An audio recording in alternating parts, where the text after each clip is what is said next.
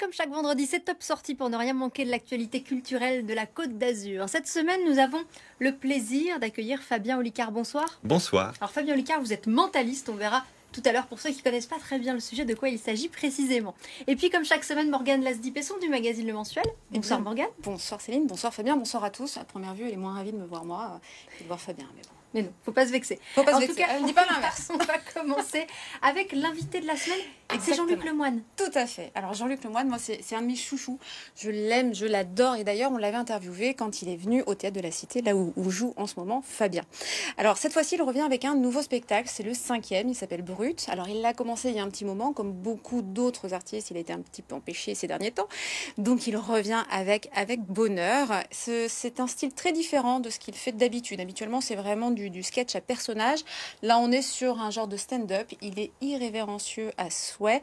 Parfois, pas vulgaire, mais en tout cas, il est beaucoup plus tranchant que d'habitude. C'est un nouveau genre. D'ailleurs, il est en micro-main, donc même l'attitude est différente. Par contre, on reconnaît son côté anglo-saxon. Il a toujours quand même cette classe assez innée et il sera en spectacle au Sérénissime de l'Humour à Monaco le 17 mars. Je vous invite vraiment à le retrouver pour son spectacle Brut. Allez, on écoute. Avec ce spectacle, je voulais revenir à des fondamentaux, à aller sur des choses plus brutes, moins polies. Et avec ce qui s'est passé, ça s'est imposé encore plus de se dire on n'a plus le temps d'être poli. Voilà. Il y a une urgence, il faut dire les choses qu'on ne sait pas ce qui peut se passer, on l'a vu. Donc là, je me suis dit, voilà, je vais dire tout ce que j'ai à dire en essayant d'être le plus juste, mais sans mettre toutes les formes que je pouvais mettre par le passé. Et même... Les gens commençaient à envisager Dupont Ligonnès autrement. Au début, ils trouvaient l'histoire horrible. Après 2 mois en famille, ils se sont dit que ça serait bien d'avoir un tuto. Hein. Je me suis dit, il faut que j'assume tout, parce que tu as raison, il faut absolument... À un moment, on est à une époque où tu seras obligé de te justifier. Donc il faut que tu puisses, aujourd'hui, avant, tu pouvais faire une vanne et puis ça s'envolait. Maintenant, il faut faire le service après-vente parce qu'il faut... il y a toujours quelqu'un qui va vraiment se choquer, une association qui peut éventuellement intervenir. Donc il faut être sûr de ce que tu racontes et c'est ta responsabilité d'artiste aussi de pouvoir assumer tes propos. Donc il y a des sujets où j'ai beaucoup tourné autour pour trouver le bon angle, pour savoir exactement ce que j'avais raconté. La vraie question aujourd'hui, c'est de quoi peut-on encore rire? Vous saisissez la nuance? Et c'est que le début. Au rythme où on va, dans 50 ans, la question, ce sera, alors racontez-nous, en toute franchise, qu'est-ce qu'était le rire?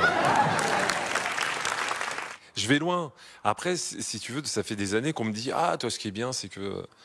Tu peux dire ce que tu veux, ça sera jamais vulgaire ou ça. » Et je savais pas pourquoi on me disait ça et je savais pas s'ils avaient raison de me dire ça. Je me suis dit tiens, on va essayer. On va essayer. Donc il y a une crudité dans... J'appelle un chat, quoi, vraiment. Et puis je parle de sujets que... Enfin, j'évoque des sujets que j'avais pas abordés jusque-là. Non, mais j'aime bien regarder les petites filles de 8 ans juste au corps.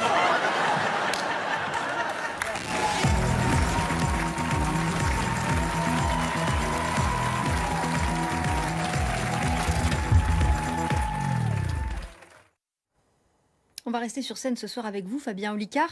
Vous jouez au Théâtre de la Cité, notamment à Nice. Alors vous êtes mentaliste. D'abord, pour ceux qui ne connaissent pas, c'est quoi un mentaliste et qu'est-ce qu'il fait sur scène? Un mentaliste, c'est quoi? C'est une bonne question parce que ça fait 200 ans qu'on n'arrive pas à y répondre. Donc apparemment, c'est une bonne question. C'est avant tout une branche de l'illusionnisme. C'est né de là, parce que les illusionnistes gèrent le cerveau de leurs spectateurs, en fait, la psychologie, le détournement d'attention. Et puis, ça va jusqu'au faisceau quasiment du voyant. D'ailleurs, au 19e siècle, les mentalistes, c'était plutôt ceux qui faisaient tourner les tables. Et bien moi, je me situe entre les deux. Dans ma définition à moi du mentaliste, je suis un escroc mais honnête. Parce que j'explique ce que je fais. Et en gros, je vais utiliser toutes les astuces que je connais qui vont me servir à bluffer les gens en utilisant tout ce que je sais sur leur cerveau, sur leur attention, sur les manipulations possibles pour leur faire prendre le choix que je veux prendre. Vous manipulez votre public, en fait. Oui, dans le but de les divertir et consciemment. Et puis après, je peux aussi lire des attitudes, remarquer des choses. Par exemple, j'ai remarqué qu'elle s'était plainte que vous lui avez pas fait un bel accueil, Morgane. Et 2 secondes après, elle fait alors Jean-Luc Lemoyne, lui, c'est mon préféré, pas comme Fabien Olicard. Voilà, je peux repérer ce genre de choses, c'est mon métier. C'est un de mes chouchous. Ah oui, c'est vrai. Un d'eux. Voilà, ça Voilà. s'appelle la culpabilisation et la compensation. Voilà, on voit que ça marche Voilà. bien. Euh, Donc c'est de l'observation, il y a de la PNL, Alors, il n'y a pas forcément de PNL. psychologie. En vrai, tous les mentalistes, on se justifie en disant attention, on utilise des armes, de choses qui font très sérieuses et scientifiques, et ça justifie. En réalité, moi, je vais piocher dans les techniques des illusionnistes, des mnémotechniciens, des personnes qui utilisent leur mémoire, des personnes qui utilisent la psychologie et la manipulation. Après, attention, comportementalisme, PNL, langage du corps, c'est bien souvent des pseudosciences où il y a plus à jeter qu'à garder. Donc moi, je me définis quand même comme quelqu'un de rationnel et qui utilise que des choses qui sont prouvées par la science. oui, donc il y a de la science. Dans le Il y a, mentalisme. moi, dans ma définition, encore une fois, il n'y a pas de définition légale dans le monde mentaliste, donc je dis toujours dans ma définition parce que mon voisin qui fait du mentalisme aura raison aussi dans la sienne. Hein. Mais oui, moi, je suis quelqu'un de très cartésien. Je sais que j'ai pas de don, j'ai pas de pouvoir, j'ai pas de choses comme ça, quoi. Donc là, c'est un spectacle, il est en création, donc Oui. tu l'as joué hier soir, c'était complet. Manque de chance pour les spectateurs qui ne se sont pas dépêchés, c'est complet aussi ce soir au Théâtre de la Cité. On te reverra le 27 mai à la salle Félix Martin de Saint-Raphaël. Saint-Raphaël, oui, Dans le exactement. Var, donc dépêchez-vous hein, parce que ça se remplit très très vite. En création, ça veut dire quoi? Ça veut dire qu'en temps normal, les humoristes, parce que je me considère comme une humoriste dans Oui. la forme, ils écrivent leur spectacle pendant des mois, ils le répètent après pendant des semaines et des semaines, et quand ils l'ont un peu le texte en bouche, Le ils vont route. faire un rodage. Exactement. Moi, c'est l'étape encore avant. C'est-à-dire que j'arrive dans les théâtres, j'ai un carnet blanc, vide, j'écris toute la journée sur scène, je prépare les numéros que je vais présenter le soir, et des fois, c'est bien. Donc c'est qu'il y a de l'improvisation ou bien vous construisez au fil des Je spectacles? construis toute ma structure avant de jouer le soir même. Alors, plus les dates avancent, plus je récupère quand même du matériel que j'ai créé sur les dates d'avant. Et au fur et à mesure, je vais l'améliorer. Mais oui, la première date, c'était de la pure création, où la structure est posée. Après, j'improvise dessus, j'enregistre tout au dictaphone et je retravaille le lendemain ce qui a été fait la veille. Et on va dire, pour être très honnête, de janvier à février, le spectacle s'appelle en création. Mars-avril, il pourrait s'appeler déjà en amélioration. Et mai-juin, ce sera en finition, en fait. Alors on rit aussi hein, sur scène. Hein. Oui, c'est pas le que but des du jeu. expériences sérieuses. Hein. L'idée c'est de s'amuser quand même. Hein. Absolument. D'ailleurs, il n'y a pas une expérience sérieuse dans mon spectacle, ça reste un art du divertissement. Dans la forme, je fais un one-man show d'humour. C'est-à-dire que même si je rate tous mes trucs de mentaliste, ça reste une soirée, on va bien rigoler, quoi. On pourra se moquer de toi. Et on pourra se moquer. Mais alors, il faut savoir que la nouvelle intro du spectacle d'en création, alors le public sait que je suis en création, hein, ils viennent aussi pour ça. Il y a quelques semaines, je suis arrivé et je l'ai raté. Voilà, donc j'ai dit au public, est-ce que ça vous dérange si je la refais pour voir? Je l'ai re-raté, donc on a bien rigolé. Là, j'ai pris le dictaphone et j'ai dit à travailler. Donc les gens ont encore ri et je leur ai dit, ben là, vous voyez, c'est plus la partie humoriste que mentaliste. Parce que Voilà. là, du coup, on est vraiment sur un spectacle qui est participatif, donc c'est pas Oui. en création devant public, c'est avec Avec le public, c'est un vrai besoin de- labo Et c'est- expérimental où le public Oui, c'est un devient... partage de savoir Ah oui. avec le public. Complètement. Et puis ils sont un peu metteurs en scène, un peu qu'auteurs et beaucoup à payer. Eh bien, on vous retrouve donc avec plaisir sur la scène du théâtre de la Cité à Nice, hein, pour ceux qui ont réservé leur place, en tout cas, puisque Ce c'est soir. complet. Merci Absolument. beaucoup, Et Fabien Saint-Raphaël, Je vous en Olicard. prie. 27 mai. Et Saint-Raphaël le Faut 27 pas mai. oublier. Merci Fabien Olicard d'avoir été notre invité. Merci. Tout de suite, l'agenda du week-end.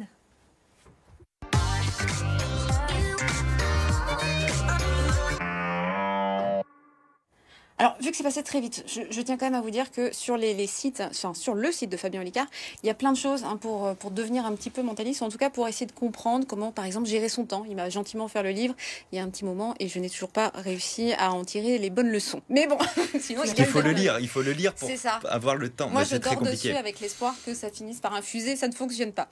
Alors, je vous propose d'aller au théâtre. Ce soir, à La Glossène, au théâtre Le Forum de Fréjus. Demain, il y aura 2 représentations au théâtre de Grasse et le 2 avril à Sainte-Maxime au Carré pour aller voir Christiana Reali qui rend un hommage à Simone Veil. Le spectacle s'appelle Simone Veil, les combats d'une effrontée.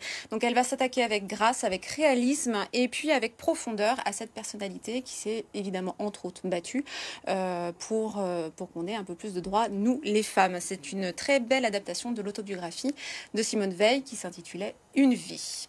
Ensuite, Sans frapper. Alors là, ce sera aussi sur les femmes le 8 mars. C'est un documentaire qui nous dévoile malheureusement de mauvaises expériences qu'ont pu subir certaines femmes.